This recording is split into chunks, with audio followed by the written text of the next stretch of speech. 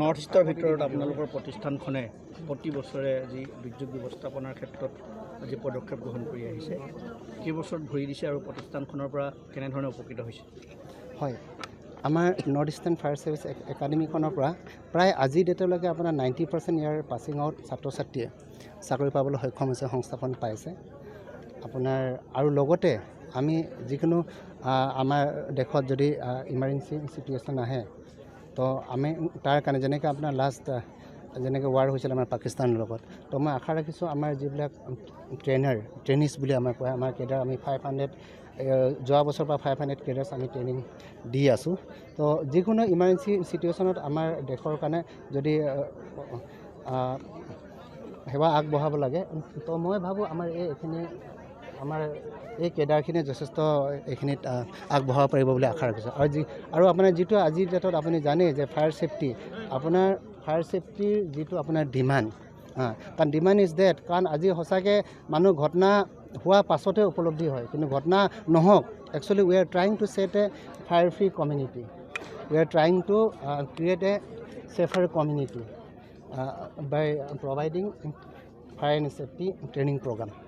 আমি এইটো হায়াৰ ট্ৰেইনিংটো ইয়াত আপোনালোকক SDRF আৰু NDFৰ লগত আপোনাক সুধিম ৰ'ব আপোনালোকৰ ইয়াত কিমান ষ্টুডেণ্ট কিমান আছে? আমাৰ এই চলিত বেচটো আমাৰ 500 কেডাৰ্ছ আছিল প্ৰায়, কিন্তু তাৰে আপোনাৰ 130-140জনমান কোৰ্চটো কৰিব নোৱাৰিলে, কাৰণ আমাৰ ট্ৰেইনিং শ্বিডিউলটো বহুত টাফ।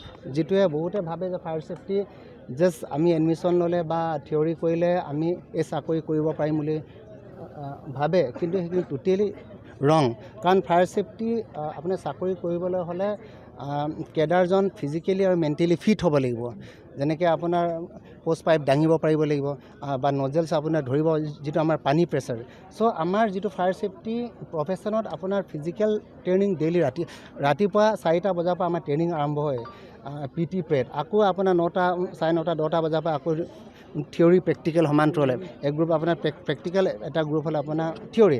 আকৌ গধূলি 6 to 8 আমাৰ যিটো আমাৰ ৰিভাইজ কৰা হয়। আকৌ 10টা বজাৰ আগত আমাৰ মোবাইল জমা লোৱা হয়। সেইটো কাৰণে বহুত ছাত্ৰ ছাত্ৰীয়ে মানে সন্তুষ্ট নহয়, কাৰণ মোবাইল নহ'লে টোপনি নাই, এনেকৈ লাষ্ট ইয়েৰ বহুত কমপ্লেইন আহিছে।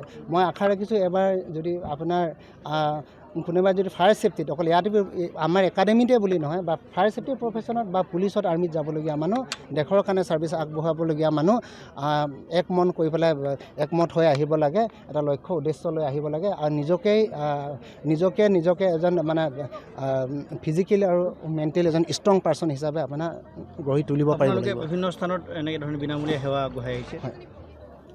হয়, আমি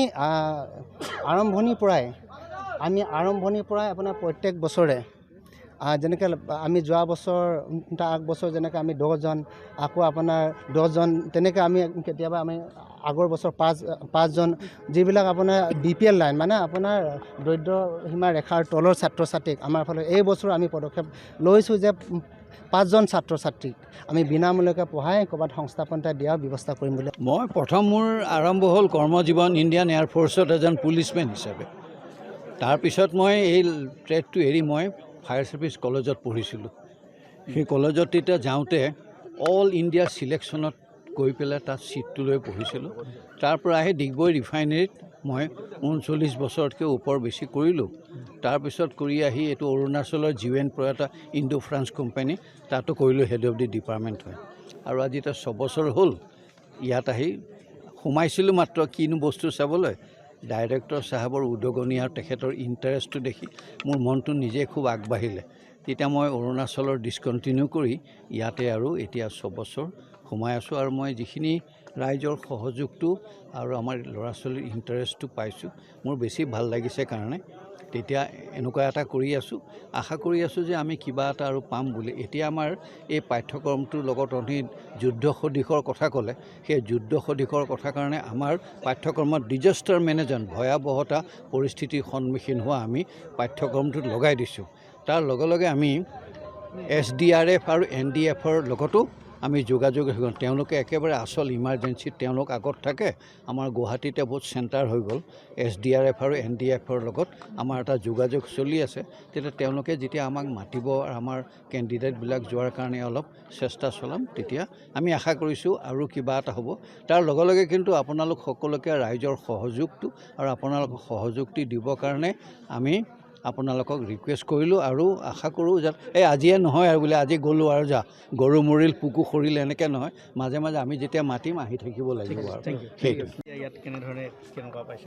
মই মানে মই একচুৱেলি আছাম ৰেজিমেণ্টৰ আছিলোঁ মই, আৰু মই মানে 28 বছৰ ছাৰ্ভিচ কৰি আৰ্মিত থাকি মই এই অহা 2025 মাৰ্চৰ 1 তাৰিখে মই পেঞ্চন আহিলোঁ। আৰু ছাৰৰ লগত যোগাযোগ কৰি মানে ছাৰে ইয়াত ফিজিকেলি আমাৰ ষ্টুডেণ্টক ফিজিকেলি বহুত জৰুৰী হয়। আজিকালি চবেই মানে নিজৰ শৰীৰটো যদি ঠিক ঠাক নাথাকে আপুনি কাম কৰিবলৈ বহুত অসুবিধা হয়।